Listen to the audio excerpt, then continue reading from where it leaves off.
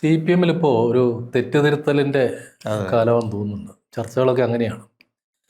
പക്ഷേ തെറ്റെങ്ങനെയാണ് തിരുത്തേണ്ടത്, ആരാണ് തിരുത്തേണ്ടത് എന്ന കാര്യങ്ങളിലൊക്കെ വലിയ തർക്കങ്ങളുണ്ട്. കണ്ണൂർ ജില്ലയിലെ പ്രധാനപ്പെട്ട CPM നേതാക്കളിൽ ഒരാളായ MV ജയരാജൻ ഒരു പ്രാദേശിക ചാനലിൽ നൽകിയ ഇൻ്റർവ്യൂവിൽ പറഞ്ഞത്, ഈ TK ഗോവിന്ദൻ മാഷും കുഞ്ഞികൃഷ്ണനുമൊക്കെ തെറ്റ് തിരുത്തി മടങ്ങി വന്നാൽ അവരെ പാർട്ടി പരിഗണിക്കും എന്നാണ്. പക്ഷേ പോളിറ്റ് ബ്യൂറോ മെമ്പറും സംസ്ഥാന സെക്രട്ടറിയായ MV ഗോവിന്ദൻ മാഷ് എന്നോട് യോജിക്കുന്നില്ല.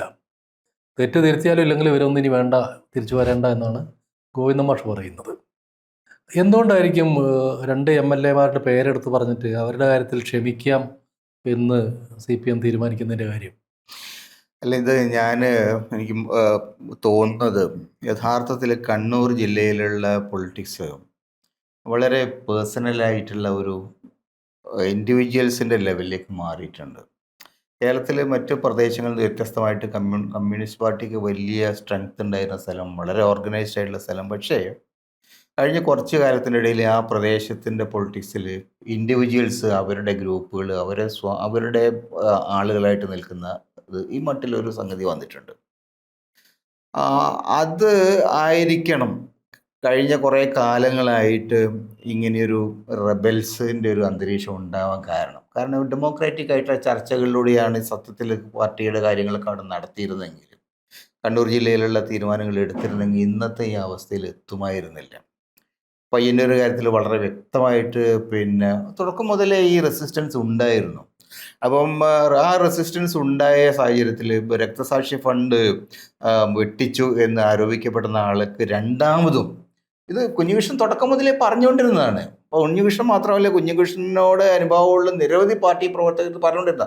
അപ്പം അങ്ങനെ ഒരു സാഹചര്യത്തിൽ എന്തുകൊണ്ട് ഈ മധുസൂദനെ തന്നെ സ്ഥാനാർത്ഥിയാക്കിയെന്ന് ചോദ്യം പിന്നീട് ബേബി ജനറൽ സെക്രട്ടറി ആയ ബേബി പിന്നീട് ഒരു പ്രസ്താവന എന്തുണ്ട്, അങ്ങനെയുള്ള ഒരു അന്തരീക്ഷം വരികയാണെങ്കിൽ തിരുത്താനുള്ള ഉത്തരവാദിത്വം പാർട്ടി നേതാക്കൾക്കുണ്ട്. അത് മറ്റൊരു ഭാര്യയായിട്ട് ബന്ധപ്പെട്ട വിഷയമാണ് ചർച്ചയെങ്കിൽ ഇതും അത് ബാധകമാണ്. ഇങ്ങനെയൊരു പൊതു സമൂഹത്തിൻ്റെ വിരോധം അല്ലെങ്കിൽ എതിർപ്പ് ക്ഷണിച്ചു വരുത്താൻ ഉണ്ടെങ്കിൽ പിന്നെ ബൂർഷ മാധ്യമങ്ങൾ എന്ന് പറയുന്ന സാധാരണ മാധ്യമങ്ങൾ അത് വലിയ വിഷയമാക്കുമെങ്കിൽ അത് തിരുത്തേണ്ടതായിരുന്നു, അത് ഒഴിവാക്കേണ്ടതായിരുന്നു എന്ന് ബേബി പറഞ്ഞിട്ടുണ്ട്. അത് പയ്യന്നൂരും ബാധകമാണ്, അതേപോലെ തന്നെ തളിപ്പറമ്പിനും ബാധകമാണ്, എല്ലാവർക്കും ബാധകമാണ്. അപ്പം അതിലൊക്കെ തന്നെ എന്തുകൊണ്ട് അങ്ങനെ ഒരു തീരുമാനം എടുത്തു എന്ന് ചോദിച്ചു കഴിഞ്ഞാൽ നമ്മളിപ്പോൾ തിരിഞ്ഞു നോക്കുമ്പോൾ വളരെ ക്ലിയറാണ്. അത് MV ഗോവിന്ദനും പിണറായിയും അടക്കമുള്ള നേതാക്കന്മാർക്ക് അവരായിരുന്നു വേണ്ടത്. മറ്റുള്ള ആളുകൾ എടുക്കാൻ അവർ തയ്യാറായിരുന്നു. വ്യക്തിപരമായ താല്പര്യങ്ങളായിരുന്നു. ആ വ്യക്തി താല്പര്യങ്ങൾക്ക് അമിതമായ പ്രാധാന്യം കിട്ടാൻ തുടങ്ങിയതോടുകൂടി കണ്ണൂരിൽ ഒരു പ്രശ്നം വന്നിട്ടുണ്ട്. MV ജയരാജൻ കണ്ണൂർ ജില്ലാ സെക്രട്ടറിയായി ദീർഘകാലം പ്രവർത്തിച്ച ആളാണ്. മാത്രമല്ല ധാരാളം ജനസമ്പർക്കമുള്ളൊരു നേതാവുമാണ്. മാത്രമല്ല ഈ ഗ്രൂപ്പ് പൊളിറ്റിക്സിൽ അങ്ങനെ വലിയ ഒരു ഇൻവോൾവ്മെൻറ്റ് ജയരാജനുള്ളതായിട്ട് എനിക്കൊരിക്കലും തോന്നിയിട്ടില്ല. അദ്ദേഹം പാർട്ടിയിൽ ഒഫീഷ്യൽ ലീഡർഷിപ്പിൻ്റെ കൂടെ നിൽക്കുമ്പോഴും പല വിഷയങ്ങളിലും MV ജയരാജൻ എടുക്കുന്ന നിലപാടുകൾ നിന്ന് ശ്രദ്ധിച്ചാൽ, ഉദാഹരണത്തിന് ഈ ആന്തൂർ വിഷയം ഉണ്ടായില്ലേ, ആന്തൂർ വിഷയം ഉണ്ടായ സമയത്ത് ആദ്യം ജയരാജനൊക്കെ എടുത്ത നിലപാട് മുനിസിപ്പൽ ചെയർമാൻ, അതായത് MV ഗോവിന്ദൻ്റെ ഭാര്യ, അവരെടുത്ത നിലപാട് തെറ്റായിരുന്നു എന്നുള്ള ഒരു ശക്തമായ പൊസിഷൻ അവർ ആദ്യം എടുത്തു. പിന്നീട് കേന്ദ്ര ലീഡർഷിപ്പ് അല്ലെങ്കിൽ സംസ്ഥാന ലീഡർഷിപ്പ് ശക്തമായ സമ്മർദ്ദം വന്നപ്പോൾ ഒരു വിഡ്രോ ചെയ്യേണ്ടായത്. അപ്പോൾ ഇത്തരം കാര്യങ്ങളിലൊക്കെ തന്നെ കുറേ കാലങ്ങളായിട്ട് കണ്ണൂർ പാർട്ടിയിൽ അതിൻ്റെ സംസ്ഥാന തലത്തിലുള്ള പിണറായി വിജയനും ഗോവിന്ദൻ അടക്കമുള്ള നേതാക്കളുടെ ഒരു ഭാഗത്തും പാർട്ടിയിൽ താഴേക്കടയിൽ വർക്ക് ചെയ്യുന്ന മറ്റ് നേതാക്കന്മാർ മറുഭാഗത്തുമായിട്ടൊരു സംഘർഷം ഉണ്ടായിട്ടുണ്ട്. അപ്പോൾ ആ സംഘർഷത്തിൻ്റെ അടിസ്ഥാനത്തിലാണ് ഇപ്പം അവിടെ ഈ രാകേഷിനെ ഇവർക്ക് വേണ്ടപ്പെട്ട ഒരാളെന്നതിൽ അവിടെ അപ്പോയിന്റ് ചെയ്തത്. സത്യത്തിൽ രാകേഷ് അവിടെ സെക്രട്ടറി ചെയ്യാൻ ഒരു നിലക്കും യോഗ്യനല്ല. യോഗ്യരായിട്ടുള്ള ആളുകൾ വേറെയുണ്ട്. ഈ P ജയരാജൻ അടക്കമുള്ള ആളുകളുണ്ട്. ഈവൻ MV ജയരാജനെ തന്നെ ആക്കാം, അദ്ദേഹത്തിനെ സെക്രട്ടറിയിലാക്കിയിട്ടുണ്ട്, ശരിയാണ്. പക്ഷേ ഇതൊക്കെ നോക്കിയാൽ കണ്ണൂരെ പാർട്ടി എന്ന് പറയുന്നത് വ്യക്തികളുടെ പിടിയിലെത്തിപ്പെട്ടിട്ടുണ്ട്. അത് അങ്ങനെ പോയാൽ അണികളെ കിട്ടില്ല. അണികൾ വളരെ കർശനമായിട്ടുള്ള രാഷ്ട്രീയ നിലപാട് മെസ്സേജാണ് കൊടുത്തത്. എനിക്ക് തോന്നുന്നത് ഈ ഒരു ധാരണ കണ്ണൂരിൽ ലീഡർഷിപ്പിനകത്ത് വളരെ ശക്തമായിട്ട് വന്നിട്ടുണ്ട്. അത് P ജയരാജനെ ലീഡേഴ്സിനുണ്ട്, MV ജയരാജനെ പോലെ ലീഡേഴ്സിനുണ്ട്, മറ്റു പല നേതാക്കന്മാരും ഈ അഭിപ്രായമുണ്ട്. അഭിപ്രായം ഇപ്പോഴെങ്കിലും തുറന്നു പറയുന്നില്ലെങ്കിൽ തീർച്ചയായും ഈ തകർച്ചയുടെ ഉത്തരവാദിത്വം തങ്ങൾക്ക് കൂടി ഉണ്ടാവും എന്നവർ ഭയപ്പെടുന്നുണ്ട്. എനിക്ക് തോന്നുന്നു അതുകൊണ്ടൊക്കെ ആയിരിക്കണം ഈ തെറ്റ് തിരുത്തിയാൽ തിരിച്ചു. കാരണം ഇതൊക്കെ നല്ല കോമ്രേഡ്സാണ്. ഇപ്പോൾ കുഞ്ഞുകൃഷ്ണനെ കുറിച്ച് നിങ്ങൾക്ക് എന്ത് കുറ്റാ പറയാൻ പറ്റുക?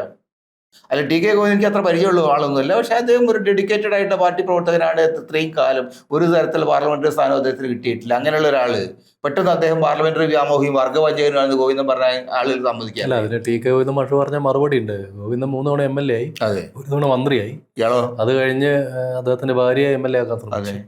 അതൊക്കെ പാർലമെന്ററി വ്യാമോഹത്തിന്റെ പരിധിയിൽ വരുമെന്നുള്ളതാണ്. ഇല്ല, അതെ, അത് വരില്ല. ഗോവിന്ദനെ സംബന്ധിച്ച് അത് വരില്ല. പക്ഷെ അദ്ദേഹം ഇതുവരെ ഒരു പഞ്ചായത്ത് മെമ്പർ പോലും ആയിട്ടില്ല. അദ്ദേഹം പാർലമെന്ററി വ്യാമോഹി, വർഗവഞ്ചകൻ.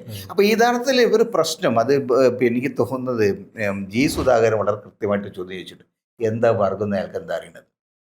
കാരണം വെച്ചാൽ വർഗവഞ്ചകൻ എന്ന് പറയുമ്പോൾ നിങ്ങൾ ഏത് വർഗത്തെ വഞ്ചിക്കുന്നു എന്നാണ്. എം വി ഗോവിന്ദനെ വിമർശിക്കുന്നത് വർഗവഞ്ചനയാകൂ, പിണറായി വിജയനെ വിമർശിക്കുന്നത് വർഗവഞ്ചന. അവരേത് വർഗം?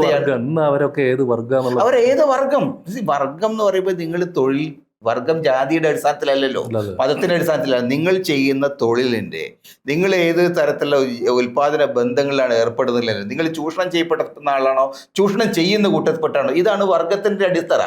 നിങ്ങൾ ചൂഷക വർഗ്ഗമാണ്, അങ്ങനെയാണെങ്കിൽ നിങ്ങളത് മുതലാളിയോ അല്ലെങ്കിൽ അങ്ങനെയുള്ള എംപ്ലോയറോ ആയിരിക്കും. ചൂഷിതനാണെങ്കിൽ തൊഴിലാളിയോ കർഷക തൊഴിലാളിയോ അതെല്ലാം ആയിരിക്കും. അപ്പൊ ഈ എം വി ഗോവിന്ദനും പിണറായി വിജയനും അടക്കമുള്ള ലീഡർഷിപ്പ് അവരെന്ത് തൊഴിലാണ് ചെയ്തിട്ടുള്ളത്? അവർ യഥാർത്ഥത്തിൽ ഇപ്പം EMS ഒരു ജന്മി കുടുംബത്തിൽ ജനിച്ച് കമ്മ്യൂണിസ്റ്റ് പാർട്ടിയിൽ വന്ന ആളാണ്, തൊഴിലാളികളുടെ പ്രസ്ഥാനത്തിൻ്റെ ആളാണ്. അതുകൊണ്ട് തന്നെ EMS എപ്പോഴും വിനയപൂർവ്വം ഞാൻ തൊഴിലാളി വർഗത്തിൻ്റെ ദത്തുപുത്രനാണ് എന്ന് എഴുതാറുണ്ടായിരുന്നു, പറയാറുണ്ടായിരുന്നു.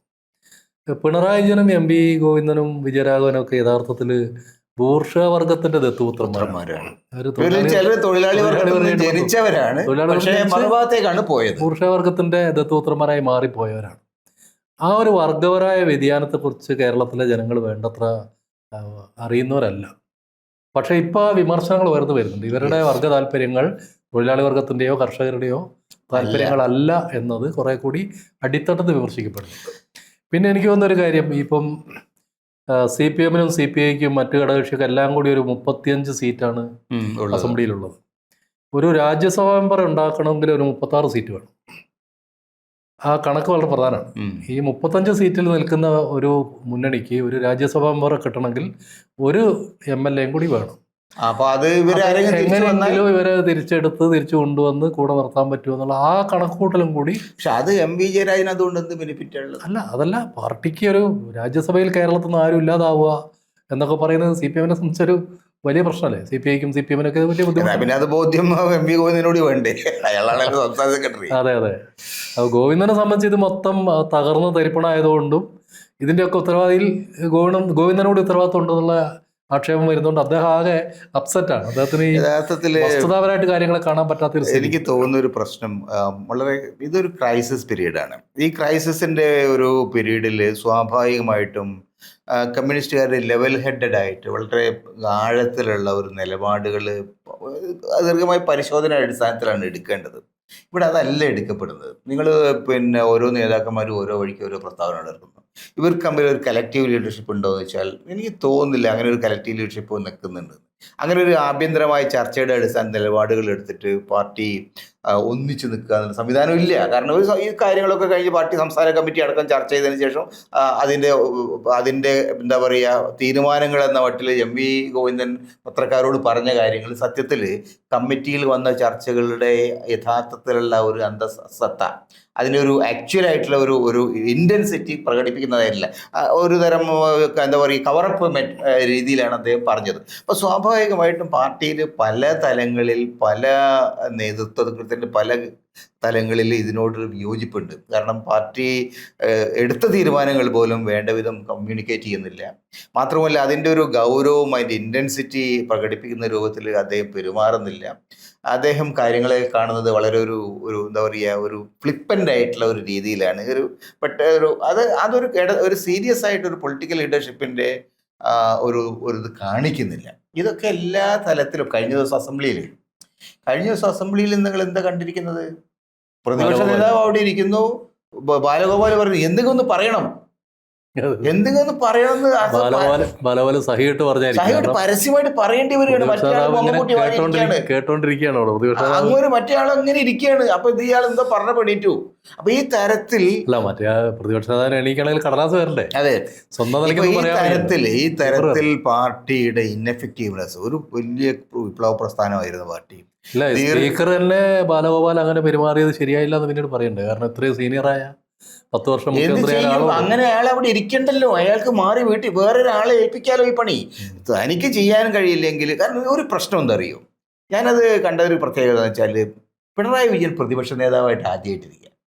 പ്രതിപക്ഷ നേതാവ് മുഖ്യമന്ത്രിയുള്ള ഡിഫറൻസ് എന്താ? മുഖ്യമന്ത്രിനെ ഇങ്ങനെ കൊണ്ടു നടക്കാൻ പ്രൈവറ്റ് സെക്രട്ടറിമാരുണ്ടാവും, PROമാരുണ്ടാവും, PRO ഉണ്ടായാൽ മതി, ഒരു PR കമ്പനി ഉണ്ടായാൽ മതി, പ്രൈവറ്റ് സെക്രട്ടറിമാരുണ്ട്, അവർ എഴുതി കൊടുക്കും. പക്ഷെ പ്രതിപക്ഷ നേതാവിന് അത് പോരാ. പ്രതിപക്ഷം എന്ന് പറയുന്നത് ഫൈറ്റ് ചെയ്യാൻ ബാധ്യസ്ഥമായ അതാത് സമയത്ത് VS അച്യുതാനന്ദൻ പ്രതിപക്ഷ നേതാവായിരുന്നു, നായനാർ പ്രതിപക്ഷ നേതാവായിരുന്നു, പിന്നെ രമേശ് ചെന്നിത്തലയും VD സതീശൻ പ്രതിപക്ഷ. അപ്പൊ അവരൊക്കെ ഇരിക്കുമ്പോൾ അവരെ ആ ഇമ്മീഡിയറ്റ് ആയിട്ട് റിയാക്ഷൻ അത് ചെയ്യണമെങ്കിൽ ഈ PR ഏജൻസിയിലെ പ്രോപ്പപ്പ് ചെയ്തിരിക്കുന്ന ഈ പൊയ്ക്കാലിൽ നിൽക്കുന്ന നേതാക്കന്മാർക്ക് അത് പറ്റില്ല.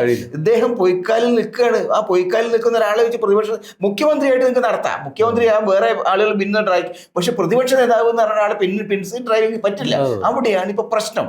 അപ്പൊ എന്തുകൊണ്ട് അങ്ങനെ സംഭവിച്ചു? കാരണം എന്താ വെച്ചാൽ പാർട്ടിക്കകത്ത് ഈ ആഭ്യന്തരമായ താല്പര്യങ്ങൾ, വ്യക്തി താല്പര്യങ്ങൾ, അതാണ് ഇപ്പോഴും നിൽക്കുന്നത്. സാധാരണ ബാലഗോപാൽ വളരെ ക്ഷമയോടുകൂടി നിൽക്കുന്ന ഒരാളാണ്. അങ്ങനെ ഒരു ഈ തരത്തിൽ വരും. ഞാൻ അത്ഭുതപ്പെട്ടു. ബാലഗോപാൽ അങ്ങനെ ഒരു ഹോട്ടമ്പേടായ ഒരാളല്ല. അല്ല, വന്നു പറ്റാത്ത രീതിയിലേക്ക്. പക്ഷെ അത് സഹിക്കാൻ പറ്റാത്ത രീതി മാത്രമാവില്ല എന്ന് ഞാൻ വിചാരിക്കുന്നത്. കാരണം അവരുടെ പാർട്ടിയുടെ പിന്നെ വിപുലീകൃത കമ്മിറ്റി വരുന്നുണ്ട്. ഒരു പ്ലീനത്തിന്റെ സ്വഭാവം ഉള്ളതാണ്. സ്വാഭാവികമായിട്ടും തിരുത്തലുകൾ പാർട്ടി അണികളെ ആവശ്യപ്പെടും. അങ്ങനെ ആവശ്യപ്പെടുന്ന സമയത്ത് തിരുത്തലിന്റെ കൂടെയാണ്, തിരുത്തൽ ആവശ്യപ്പെടുന്ന ഒരു പുതിയ തലമുറയുടെ കൂടെയാണ് തങ്ങൾ എന്ന് സമൂഹത്തിനോട് ഒരു മെസ്സേജ് കൊടുത്തിട്ടില്ലെങ്കിൽ ബാലഗോപാലിന് അവിടെ ഉണ്ടാവില്ല. ബാലഗോപാൽ ആളുകൾ കഴുത്തിന് പിടിക്കും. ഇതാണ് ഇതിന്റെ പ്രശ്നം. ജയരാജൻ മുതൽ ബാലഗോപാലൻ വരെ, പിന്നെ MA ബേബി മുതൽ P രാജീവ് വരെ ഇപ്പൊ ഈ തിരുത്തലിന് വേണ്ടി സംസാരിക്കുന്നതിന്റെ കാര്യം എന്താ വെച്ചാൽ അണികൾ അവരുടെ കഴുത്തിന് പിടിക്കുമെന്ന് അവർക്ക് കൃത്യമായ ബോധ്യമുണ്ട്. അല്ല, അവർ മാത്രമല്ല, കഴിയുന്ന രീതിയിൽ P ജയരാജനും തോമസ് ഐസക്കും ഒക്കെ അവർക്ക് പറയാവുന്ന രീതിയിലൊക്കെ പറയുന്നുണ്ട്. അതൊരു പക്ഷേ അകത്തുള്ള സംഘർഷങ്ങളെ കുറിച്ച് ജനങ്ങൾക്ക് ഒരു മുന്നറിയിപ്പ് കൊടുക്കാനും മാത്രമല്ല മൂർച്ഛിപ്പിക്കുന്നുണ്ട്. കാരണം 98-ലെ സമയത്ത് ഈ പാർട്ടിക്കകത്തുള്ള ഇന്റേണൽ ക്രൈസിസ് സമയത്ത് നമ്മൾ പുറമേ കാണുമ്പോൾ അങ്ങനെ ഒരു യുദ്ധത്തിന്റെ, പക്ഷെ ആ ക്രൈസിസ് എത്രമാത്രം വളരെ ആഴത്തിൽ പോയതാണ്. ഏറ്റവും താഴെയുള്ള ആളുകളടക്കം അവിടെ ഡെലിഗേറ്റ്സ് വന്നിരിക്കുന്ന ആളുകൾക്കും എല്ലാവർക്കും ലിസ്റ്റ് എഴുതി കൊടുത്തിട്ടാണ് പിന്നെ വോട്ട് ചെയ്തത്. മാത്രമല്ല EMSനടക്കം വോട്ട് കുറവായിരുന്നു. എന്തുകൊണ്ടാണെന്ന് വെച്ചാൽ എഴുതി കൊടുത്ത ആളുകൾ പിന്നെ പ്രയോറിറ്റി ലിസ്റ്റ് അനുസരിച്ച് അത്രത്തോളം ഗ്രൂപ്പ് അടിസ്ഥാനത്തിൽ കഴിഞ്ഞ 10-40 വർഷങ്ങളായിട്ട്, 98 ഞാൻ നേരിട്ട് കണ്ടതാണ്. 98 മുതൽ ഇങ്ങോട്ട് ദീർഘകാലമായിട്ട് ഇങ്ങനെ ഗ്രൂപ്പ് അടിസ്ഥാനത്തിൽ പ്രവർത്തിക്കുന്ന ഒരു പാർട്ടി ഇപ്പൊ വീണ്ടും ഗ്രൂപ്പ് അടിസ്ഥാനത്തിൽ തമ്മിലടിയുടെ ഒരു അന്തരീക്ഷത്തിലേക്ക് പോവുകയാണെന്നാണ് നമ്മൾ മനസ്സിലാക്കുന്നത്. പുതിയ കൂട്ടായ്മകൾ, പുതിയ ഗ്രൂപ്പിംഗ് എല്ലാം വരുന്നുണ്ടായിരുന്നു. വരും. അത് സ്വാഭാവികമായിട്ടും കമ്മ്യൂണിസ്റ്റ് പാർട്ടിയെ സംബന്ധിച്ച് അത് തിരുത്തലിലേക്കാണോ നയിക്കുക, ഒരു തളർച്ചയിലേക്കാണോ നയിക്കുക, തകർച്ചയിലേക്കാണ്, അത് നമ്മൾ എനിക്ക് തോന്നുന്നത് കാത്തിരുന്ന് കാണേണ്ടതായിട്ട് വരും.